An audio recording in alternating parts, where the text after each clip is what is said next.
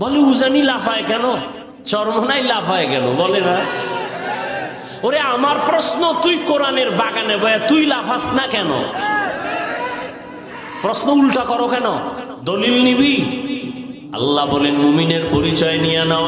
এক, ইজা যুকিরাল্লাহ, যখন আল্লাহর জিকির করা হবে তখন তাদের কলবের মধ্যে জালজালা শুরু হয়ে যাবে, কম্পন। আর ইযা তুলিয়াত আলাইহিম আয়াতুহু যাদাতহুম ঈমানা, আল্লাহর কোরআনের আয়াতগুলো যখন পড়বে তাদের ঈমান তাজা হতে শুরু হবে। আল্লাহর জিকিরের তাওয়াজ্জু যখন লাগবে, কলবে জালজালা হবে, তো কলব কাঁপতেছে, দেহ কাঁপবে কেন? এটারে যারা কন্ট্রোল করতে পারবে মর্যাদা বেড়ে যাবে।